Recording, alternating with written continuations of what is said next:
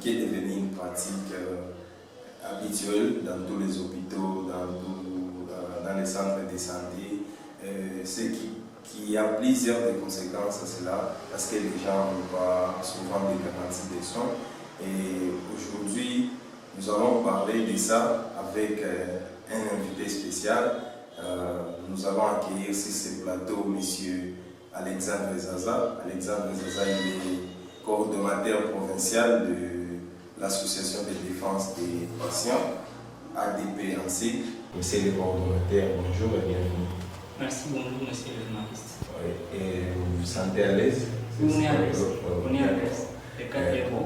Oui. Comme vous êtes défenseur des droits des patients, on aimerait savoir s'il y a d'abord une petite nuance entre un patient et un malade. Merci beaucoup. En fait, il n'y a pas vraiment de grande différence. C'est seulement qu'on peut établir une relation que pour certaines personnes qui peuvent ne pas manifester des signes de maladie, mais qui a toujours des problèmes de santé. Alors que pour un patient, c'est toute personne qui est d'abord malade, mais qui se présente devant un personnel soignant, devant une structure de consultation pour des problèmes de santé. Donc comprenez qu'il n'y a pas vraiment de grande différence, mais c'est seulement les degrés de manifestation, les degrés de la symptomatologie qui pourraient établir une différence. Et aujourd'hui, il y a les patients, ils ont des obligations, mais aussi ils ont des droits. Si vous pouvez donner deux à trois droits et obligations d'un patient. Oui, en fait, toute personne, comme j'ai dit avant, que toute personne est malade, on est potentiellement malade, et chaque personne ou chaque patient, quand il arrive dans une structure de santé, parce que c'est dans une structure de santé où les patients se retrouvent au départ, et on peut rester à la maison étant malade, ou on est patient, mais quand on est déjà dans la structure, on a certaines obligations qu'on doit respecter. Mais dans les obligations les plus courantes pour un patient, c'est d'abord le respect des matériels, des équipements et des installations de la structure. Et on doit aussi respecter les autres malades qui sont à l'intérieur de la structure. Vous devez respecter leur temps. Il y a des malades qui sont à l'hôpital, mais quand ils sont là, ils dérangent les autres. Ça, ce n'est plus. Et là, la structure a l'obligation de pouvoir recourir autour de vous, vous limiter dans tout ce que vous pouvez poser comme geste. Il y a des patients, quand ils arrivent, ils abîment les installations. Ça, c'est violer aussi ces obligations. En même temps, vous devez aussi respecter certaines consignes qui sont données à l'hôpital. Par exemple, on ne reçoit pas les visites de telle heure à telle heure. Ça, vous devez respecter. Par exemple, vous êtes dans une clinique, mais on vous interdit qu'à côté de vous, il y a un patient qui nécessite de repos. Ça, vous devez respecter. On vous donne des normes, on vous donne des procédures, et ça, vous devez aussi respecter quand vous êtes déjà patient dans la structure. Je m'attendais à ce que vous puissiez dire un patient, après avoir reçu les soins, il doit quand même payer pour que cette structure sanitaire continue, puisse évoluer, pour que les médicaments qu'il a consommés, tout ça. En fait, je ne voudrais pas que ça revienne parmi les obligations du patient. Parce qu'en principe, c'est d'ailleurs l'État qui devrait nous payer les soins de santé. Dans un pays qui respecte les droits des personnes. Mais pour ceux qui n'ont pas trop d'informations, ils trouvent ça comme une obligation parce que nous sommes d'une part abandonnés par l'État congolais qui avait cette charge. Donc le fait que le malade doit payer sa facture n'est pas une de ses obligations, mais c'est plutôt un moyen pour la structure de compenser les dépenses. Ça m'amène directement à vous présenter qu'un patient, l'article 114 de la loi 4 portant sur les principes fondamentaux, portant sur le fonctionnement et les droits des patients, par exemple, stipule qu'aucun malade ne peut être soumis à une contrainte pour avoir les soins. Mais c'est la pratique actuelle dans les structures sanitaires, parce que l'État a abandonné et les structures publiques et les structures privées, il y a cette caution-là qui est demandée au débit des soins médicaux ou de l'hospitalisation. Il y a des structures, c'est devenu vraiment une pratique.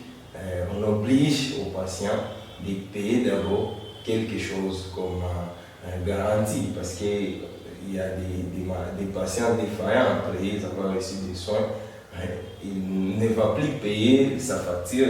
Il y a ces cas, il y a des médecins, il y a des structures qui obligent avant de te toucher, parce que là tu seras dans l'obligation de donner quelque chose parce que tu es gravement touché, tu es malade, alors tu seras dans l'obligation.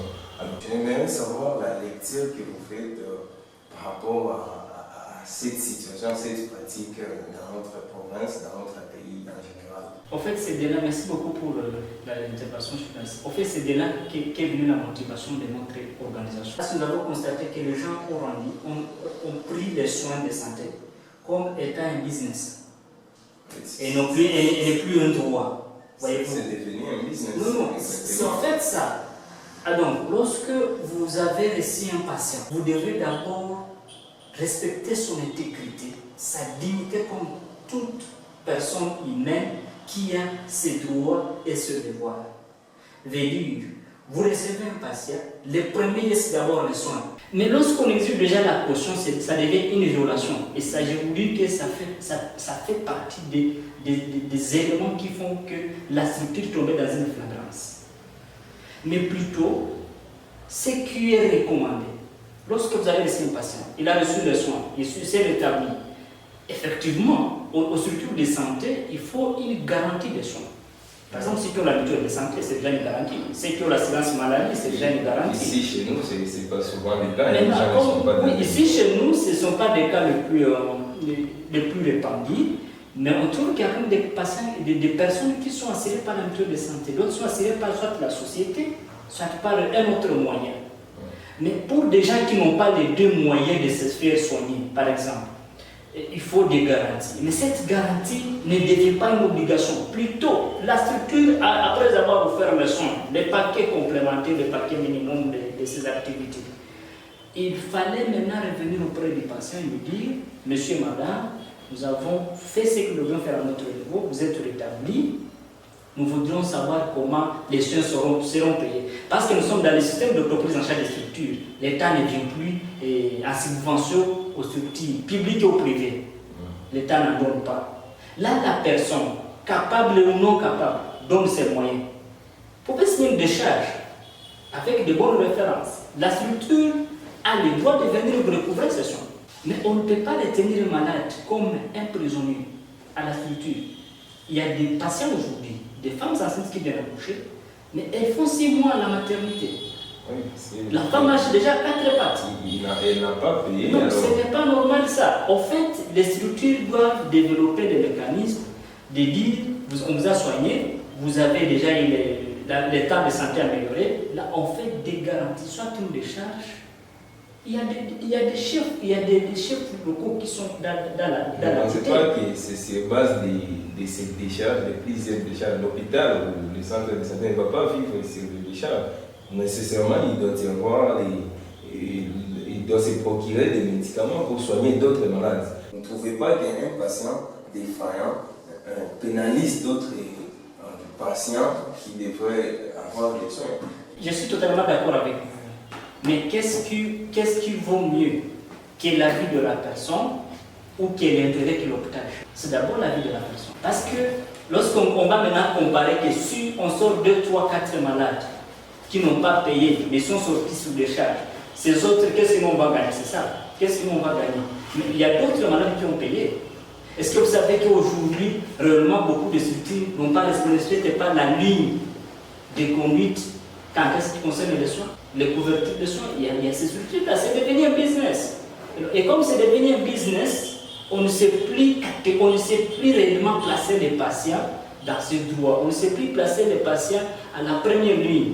On ne sait plus faire des patients une de ces obligations comme personnel soignant. Et donc, la question de la caution ne doit pas faire priorité dans une structure. C'est vraiment des soins qui font priorité dans une structure. Oui, et vous pouvez nous donner quelques conséquences liées à cette demande de paiement d'une caution? Il y en a assez. Il y a beaucoup de gens qui ont perdu de vie à cause de cette histoire de caution. Beaucoup de gens. Je ne sais pas dire dans telle structure, je ne sais pas si tel hôpital, tel centre de santé, on a reconnu quand même des décès. Mais je vous dis, on a perdu des gens à cause de cette histoire. Parce que quelqu'un vient avec son paludisme grave. Vous avez exigé la caution. les patients, parce que la maladie survient quand on n'est pas prêt. Mais tu peux être en pleine émission comme ça, tu tombes, on t'amène à l'hôpital. Il faudra que l'argent soit là, est-ce que tu avais déjà sur vous? Mais il faut d'abord le soin. Et à l'hôpital, on te regarde comme ça, mais tu vas mourir. Ou on intervient dans un délai très retardé là-bas. Et là, quand on intervient de manière un peu tardive, vous aurez déjà perdu de vie. Oui, Je vous ai encore cité, il y a une femme qui vient par exemple, avec sa grossesse pour un avortement. Est-ce qu'il faut d'abord exiger l'argent? Mais elle est en train de perdre du sang. On peut perdre son bébé comme ça. Vous venez de nous donner quelques devoirs, quelques obligations d'un patient, mais quand même, il y a aussi des droits. Qu'est-ce qu'on peut savoir? Merci beaucoup. En fait, je disais avant que tout patient, une fois dans les installations sanitaires, il y a déjà ses devoirs, c'est-à-dire là aussi, des droits auxquels il a accès. Les malades doivent être respectés dans toute dignité humaine. Ça, c'est vraiment un droit, parce qu'on est en train de voir des patients qui arrivent, on cherche à les discriminer. Vous êtes de telle catégorie, l'autre de telle catégorie. Si moi je viens, je ne suis pas bien vêtu, je n'ai pas de tenue vestimentaire, je ne serai pas pris en charge le plus vite rapidement. Donc cette intégrité sans discrimination, c'est un droit pour les patients. Le patient a droit à l'information. Monsieur, madame, après une consultation examen tel, nous avons constaté que vous avez tel problème. Et voici ce que nous proposons comme piste. Les malades, en lui proposant, il doit donner son consentement. C'est aussi un droit au patient. Il doit donner un consentement à la prise en charge. Également, le patient... De choisir comment être soigné. Tout à fait. Également, le patient, il a le droit aussi de choisir un personnel. Moi, je peux dire, non, monsieur tel médecin, je ne voudrais pas qu'il me suive. Je voudrais que tel me suive. C'est pas le ce droit. Si c'est lui, c'est que l'hôpital a délégué chez vous pour vous soigner. Non, en fait, si c'est lui le spécialiste, parce qu'il y a des hôpitaux. Mais il est difficile de connaître ces spécialistes dans les structures. C'est encore une aberration. Si c'est lui le spécialiste, peut-être qui va vous soigner, vous pensez que vous allez refuser son accompagnement? Là, la structure a l'obligation de faire de bonnes discussions avec les patients, mais ne pas le contraindre. En plus, les patients ont le droit de choisir la structure qui va lui offrir les soins. Mais aujourd'hui, on est en train de voir, vous recevez quelqu'un à l'hôpital, vous voulez le freiner, et en le freinant, vous n'allez pas vraiment arriver à la solution de ce qu'il a pour vous. Et au finish, vous allez le transférer. Il y a aussi ces problèmes-là, quand on a les noms, on connaît les noms du travail où il y a la facture et est élaborée par rapport soit à un groupe social, à une catégorie sociale. Je pense que là en fait, c'est encore pour mais ce sont des conventions que les structures peut-être prennent avec ces sociétés, telles que vous l'avez supposé, mais pour un patient, il ne doit pas souffrir de cette discrimination-là. On ne doit pas catégoriser un patient. On a tous les noms d'un patient. Il y a des... Oui, que vous venez de l'Europe, que vous venez de telle organisation. Il y a des médicaments qu'on ne peut pas donner à quelqu'un d'une classe inférieure. Là, c'est déjà une violation. En fait, c'est ça. Deuxième, un autre élément, en train de rester sur le droit des patients. Les patients ont droit à un dossier médical, même avec accès. C'est-à-dire, moi, étant malade, vous étant malade, étant patient, vous pouvez demander, vous avez le droit de demander, monsieur tel, docteur, ou monsieur tel infirmier, je voudrais comprendre qu'est-ce qui est contenu dans mon dossier médical. Si vous pensez quelles seraient les pistes de solutions proposées? En fait, pour les pistes de solutions, je crois que cette situation. Oui, en premier lieu, nous devons tous nous liguer à une seule personne. Nous devons tous être conscients que cette situation ne doit pas perdurer. Nous devons aussi également obliger à notre gouvernement, au gouvernement, aux dirigeants, aux politiciens, d'assurer les minimums aux structures de santé qui nous offrent les soins. En même temps, nous, comme adeptes d'ailleurs, nous sommes en train de réfléchir sur que le gouvernement nous facilite que chaque habitant, chaque Congolais ait la mutuelle de santé. Ça devient obligatoire. Un enfant né aujourd'hui, il doit déjà être mutualisé pour accéder aux soins de santé. Pourquoi le gouvernement devrait rendre la mutuelle de santé comme une obligation de prendre en charge ou d'exiger une assurance maladie? Oui, vous savez que pour arriver à l'assurance maladie, les pays doivent atteindre un certain niveau de développement. Ça, vous connaissez. L'assurance maladie est d'ailleurs plus pour les gens qui travaillent, alors que notre pays a plus de chômeurs. Mais nous pensons comme adeptes que les pistes de sortie, c'est d'abord l'implication du gouvernement et nous-mêmes, population, nous devons demander ça. Un dernier mot, M. Alexandre Zaza. Je voudrais remercier la magazine Free Media qui nous a accordé l'espace, mais je voudrais conclure en disant que toute personne malade présente dans la structure sanitaire doit dénoncer toutes sortes de violations à laquelle elle peut faire face. Nous sommes là pour vous servir, nous sommes là pour vous accompagner et notre structure ADP ne fait pas la police des structures, mais c'est juste renforcer les cadres de collaboration et pour que les choses s'améliorent pour l'avantage de tous. Merci beaucoup et nous espérons que les gens vont peut-être vous contacter. Nous avons aujourd'hui ici M. Alexandre Zaza, il est coordonnateur provincial de l'association de défense des patients. Nous avons parlé de l'exigence des paiements de la caution qui est un défi à relever dans les structures sanitaires d'ici à la place, d'ici dans notre province. Merci beaucoup Alexandre, nous sommes heureux de vous avoir ici sur ce plateau. Nous savons que vous aviez beaucoup à dire, mais le temps ne nous permet pas. Merci beaucoup, merci de nous avoir suivis. Je suis Divin Thierry Mwami à la présentation. N'oubliez pas de vous abonner, de partager et d'aimer notre magazine. Et nous vous disons à bientôt.